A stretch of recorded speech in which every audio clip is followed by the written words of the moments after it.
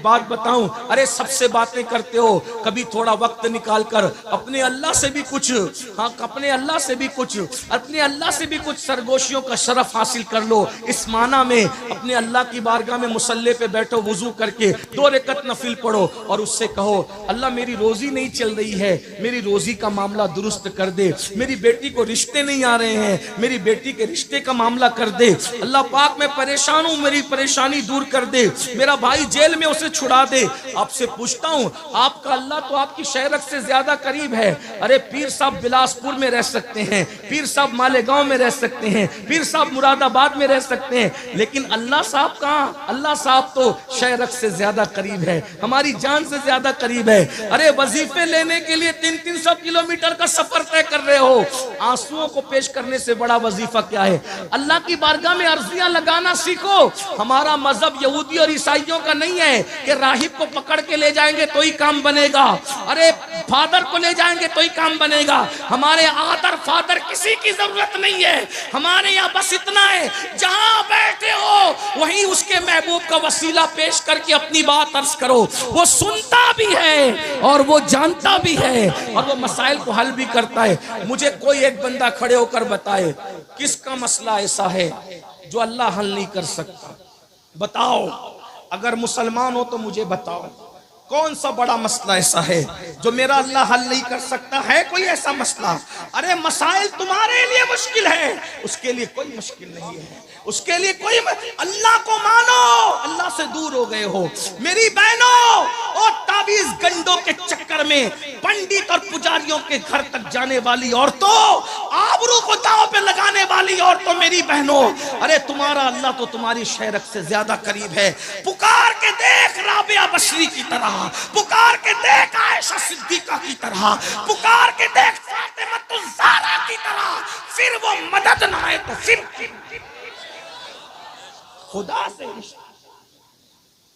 खुदा से रिश्ता तोड़ कर बैठे हो और हमारे पास आके कहते हो ये मसला, ये हम क्या करेंगे? तुम्हारा मसला जितने अच्छे अंदाज में तुम गिड़गिड़ा के अल्लाह को पेश कर सकते हो, अमीनुल कादरी नहीं पेश कर सकता, क्योंकि जो कांटा तुम्हें चुभा है, जितना दर्द तुम्हें है, उसका दर्द अमीनुल कादरी को नहीं है। मेरा सर का दर्द जितना मैं जानता हूं उतना तुम नहीं जानते। मोहब्बत अपनी जगह, ताल्लुक अपनी जगह, लेकिन मेरा दर्द मैं डॉक्टर को जितने अच्छे अंदाज से बता पाऊंगा, मेरी बीवी नहीं बता पाएगी, मेरा बेटा भी नहीं बता पाएगा। अरे जब दुनिया के डॉक्टर के पास अपने दुख को बताने के लिए खुद जाते हो, तो अल्लाह जो तबीब हकीकी है, अपने दुखों को बताने के लिए अल्लाह की बारगाह में आओ। अगर तुम्हारा मसला हल ना हो तो तुम्हारा जूता मेरा सर है। इतनी बड़ी बात कह जा रहा हूं क्योंकि मुझे अपने अल्लाह पे यकीन है। कोई मसला नहीं, गिड़गिड़ाओ। कब गिड़गिड़ाओ? जब सब सो चुके हो, नमाजी सो जाएं, हाजी सो जाएं, गाजी सो जाएं, इमाम साहब सो जाएं, सैयद साहब सब सो जाएं, तो तुम उठो, वुजू करो। रात के आखिरी पहर में जब सब सन्नाटा हो और 2 रकत नफिल पढ़ के पहले तौबा करो अपने गुनाहों से, उसको मनाओ और जिस लहजे में चाहो, उर्दू, हिंदी, मराठी, अरबी, उसके यहाँ सब सुना जाता है। अरे जब वो खामोशी से सब जबान को उसने पैदा किया, बोलो अल्लाह से दूर हो कि नहीं? अल्लाह से दूर हो, बहुत दूर हो गए अल्लाह से बहुत दूर हो गए। पलटो। और एक बात बताऊं, हमसे कोई इतना प्यार नहीं करता मेरे भाई जितना अल्लाह करता है। हमारी माँ भी प्यार नहीं करती। माँ अगर हमारा ऐब देखती है तो हमारे अब्बा से कहती है कि बच्चा बिगड़ गया, हमारे बड़े भाई को कहती है कि तेरा छोटा भाई बिगड़ गया। लेकिन अल्लाह हमारे कितने ऐब देख रहा है, कभी किसी को नहीं बताया। भाइयों, ये ऐब ही तो छुपाने की बरकत है कि तुम इज्जत से यहां बैठे हो और हम इज्जत से यहां बैठे। अगर वो ऐब ना छुपाता तो ना मैं यहां बैठने के काबिल था, ना तुम वहां बैठने के काबिल। उसकी मोहब्बत का एहसास करो ना। हम माँ बाप की नाफरमानी करें तो माँ बाप कहते निकल मेरे घर से, लेकिन उसकी रोज नाफरमानी हजारों बार कर रहे, न उसने हमारा खाना बंद किया है, न पानी बंद किया है, न इज्जत देना बंद किया है। अल्लाह के बंदो तुम सब बने हो, अल्लाह के बंदे कब बनोगे तुम? कब बनोगे उसके बंदे? कब बनोगे उसके बंदे? कब तुम उसकी मोहब्बत को समझोगे? वो करोड़ों माओं से ज्यादा प्यार करता है मेरे भाई। उसकी मोहब्बत बताऊं तुम्हें कैसी मोहब्बत करता है। वो अपने बाज अंबिया से भी ऐब छुपा लेता है। वो अपने बाज नबियों को भी अपने बंदों के ऐब नहीं बताता। एक रिवायत मैंने पढ़ी, इमाम गजाली की लिखी हुई, उसको पेश कर रहा हूं, फिर मैं बात इख्तिताम को पहुंचाता हूं। एक बंदा था मेरी तरह मुजरिम, पापी, गुनहगार।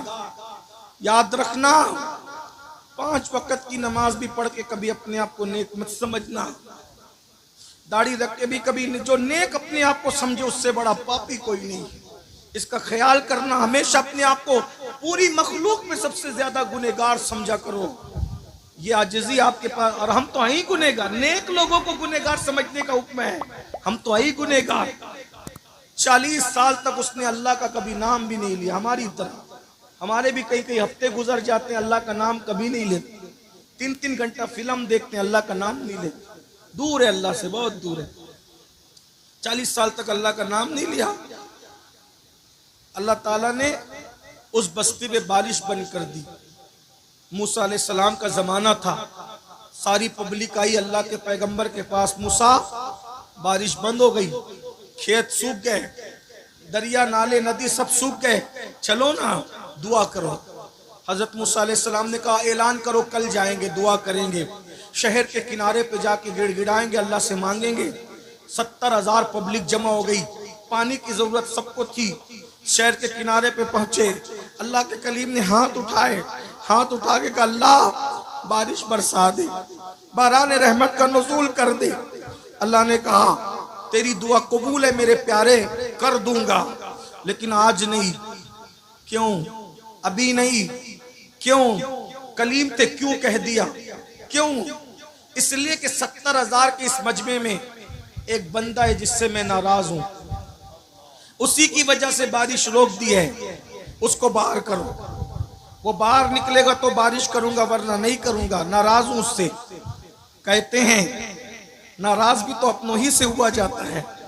जो अपने होते हैं नाराजगियां उन्हीं से होती, शिकवे उन्हीं से होते है ना। जो दुश्मन हो अगर अपने बेटे की शादी में ना आए तो हमें कुछ होता है नहीं, लेकिन जो चहीता ना आए, 1000 लोग आए, एक ना आए, कहते तू नहीं आया, 1000 आए उसकी खुशी नहीं, लेकिन जो महबूब है उसके ना आने का गम होता कि नहीं होता।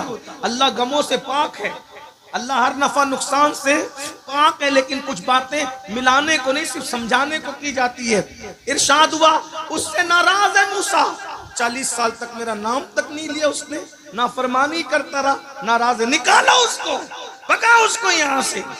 अल्लाह 70,000 का मजमा है, मैं नहीं पहचानता उसको, वो कौन पापी है। इरशाद हुआ तुम आवाज लगाओ, आवाज हम पहुंचा देंगे। हजरत मूसा ने कहा ए वो शख्स, 40 साल तक तूने अल्लाह का नाम नहीं लिया, अल्लाह तुझसे नाराज है, तेरी वजह से बारिश रोक दी है, निकल जा यहाँ से, तेरी वजह से पूरी कौम परेशान है। आदमी अपने आप को खुद जानता है। अगर मैं ये कहूं इतने बड़े मजमे में जो माँ से लड़के आया बाहर निकले, सब शांत तो बैठेंगे, जो लड़ा है उसको पता चलेगा कि मुझी से कहा जा रहा है। मुजरिम खुद अपने आप को जानता है। ऐसा ही कुछ लोग शराब पीते हैं, शराब पे तकरीर करो तो उनको लगता है मौलाना कान भर के तो नहीं लाए गए, नहीं, उन्वान था लेकिन लग गई जहां लगनी थी। ऐसा ही हुआ। इरशाद होता है 40 साल तक मेरे अल्लाह का नाम नहीं लिया, निकल जा बाहर, तेरी वजह से पूरी कौम परेशान है। वो होशियार था, मुसलमान था, गुनहगार था, गद्दार नहीं था, अल्लाह पर यकीन था। इधर उधर देखा, समझ गया अब मेरी शामत है। 70,000 का मजमा, नबी का ऐलान, खुदा का हुक्म, मेरी वजह से बारिश रुकी, निकलूंगा तो क्या करेंगे, मार डालेंगे।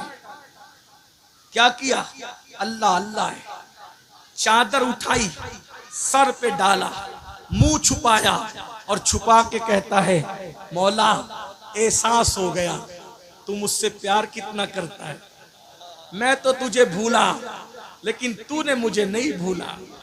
अरे नाराज हुआ, याद तो रखा ना, ये नाराजगी भी याद ही तो रखने की अलामत है। तू मुझे भूला नहीं। और मौला मुझे आज एहसास है मैं पापी हूं, मैं निकलूंगा मैं रुस्वा हो जाऊंगा। मेरे रुस्वा करके क्या तेरा कोई फायदा होगा? तू तो फायदे से पाक है। मेरे रुस्वा करने में तुझे कोई फायदा है? नहीं, तू तो फायदे से पाक है। और मुझे माफ करने में तेरा कोई नुकसान है? नहीं, तू नुकसान से पाक है। माफ कर दे आज। अगर माफ कर दिया, वादा करता हूं आज के बाद एक कदम भी तेरी मर्जी के खिलाफ नहीं उठाऊंगा। माफ कर दे। सच्चे दिल से कहा, मुंह छुपाकर। शर्मिंदगी के बस 2 मोती निकले आंसुओं की शक्ल। 2 मोती आंसुओं की शक्ल में निकले। और जब आंसुओं की शक्ल में मोती निकले, काली काली घटाएं छा गई, ठंडी ठंडी हवाएं चली और ऐसा बरसा के जल थल कर। हजरत मूसा ने कहा, हमसे तो कहा था जब तक वो निकलेगा नहीं बरसाएंगे नहीं।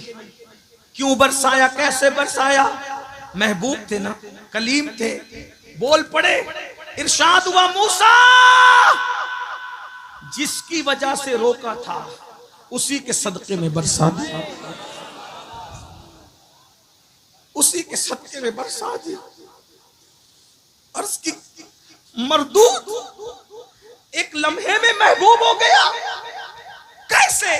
का तौबा कर ली, 2 आंसू पेश कर दी, हम राजी हो गए।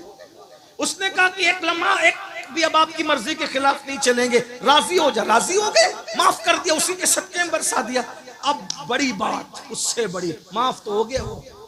मूसा ने कहा अलैहिस्सलाम, जरा बताना वो कौन बंदा है? तवज्जो, क्या प्यार करता है, क्या प्यार करता है। तवज्जो करें, तवज्जो करें, क्या प्यार करता है। अर्ज की मौला बताना वो कौन है जिसकी वजह से बरसाया, तौबा कबूल की। जवाब आया, नहीं बताऊंगा, नहीं बताऊंगा। क्यों? अरे जब पापी था मैं उससे नाराज था, वो पापी था मैं उससे नाराज था, तब मैंने उसके ऐब पे पर्दे डाले। अब तो तौबा करके महबूब बन गया है, अब उसको बता करके रुस्वा कैसे कर दूं। जब उम्मते मूसा से इतना प्यार करता है तो जाने मूसा महबूब की उम्मत से कितना प्यार करता होगा।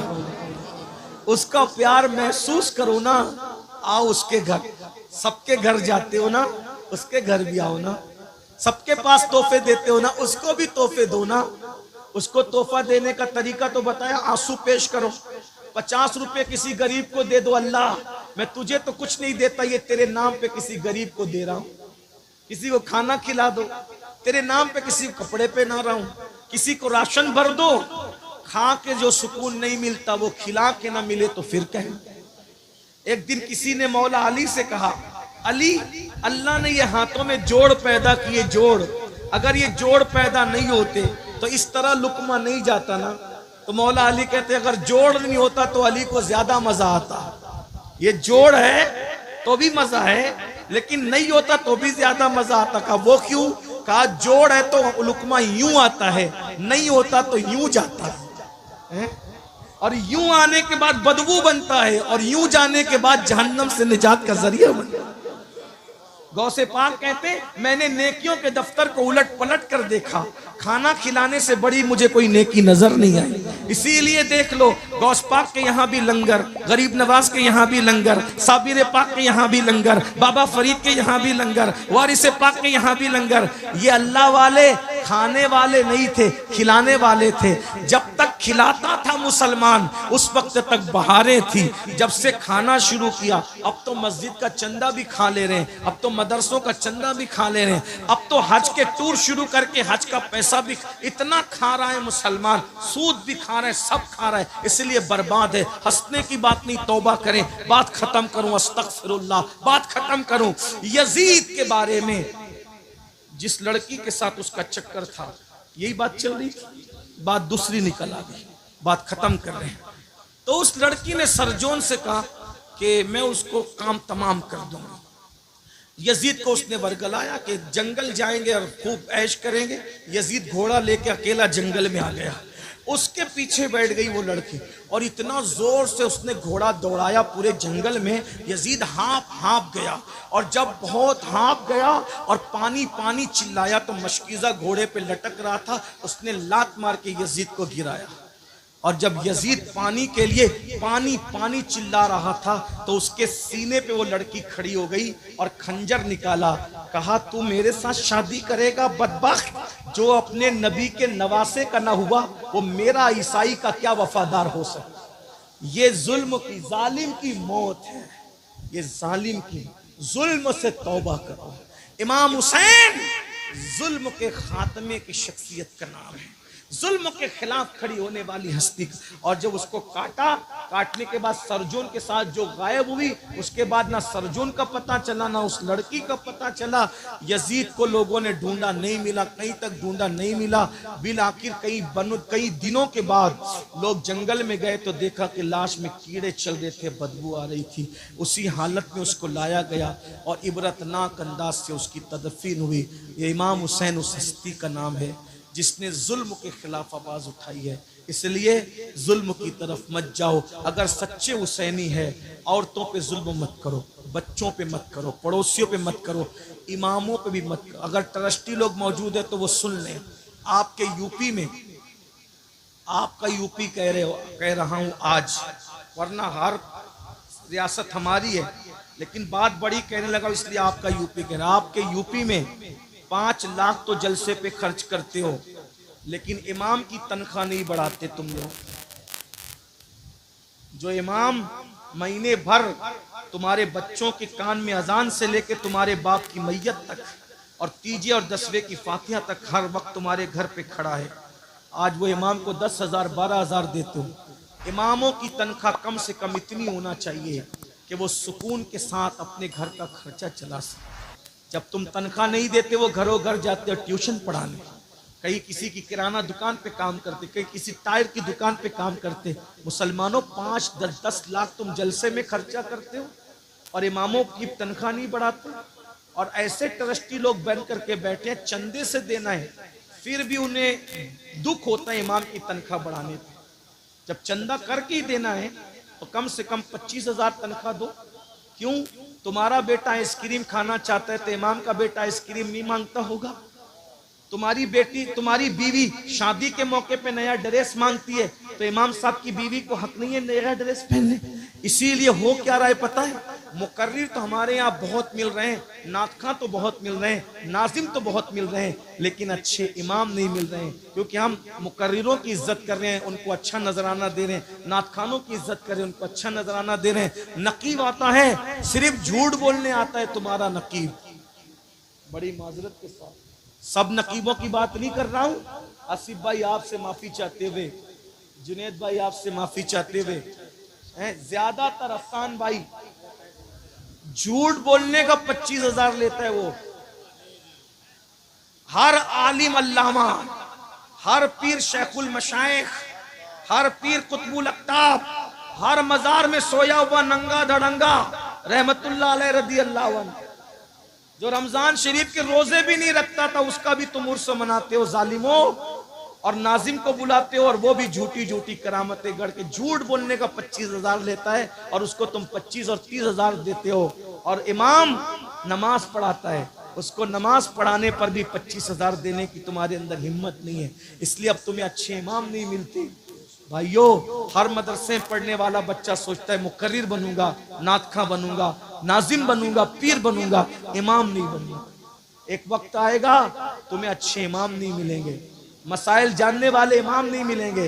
अगर अच्छे इमाम चाहते हो तो जितना मुकर्रिर को देते हो उससे ज्यादा इमाम को देना सीखो। ये हमारे दिल का दर्द है, बुरा मत मानना। लोग मुझसे नाराज होते हैं, मैं कहता हूँ मुझे माफ करो, मुझे मरना है और मैं पता नहीं, मुझे सोचता हूँ कि कब बुलावा आए। जाना तो है जल्दी या देर से, बल्कि अल्लाह से दुआ है अल्लाह मुझे भी लंबी उम्र दे, आपको भी दे।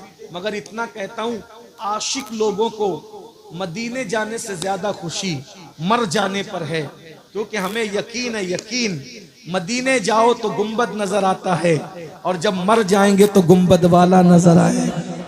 तू मुझे देख ले मैं तुझे देख लूं, देखने का मजा आज की रात है।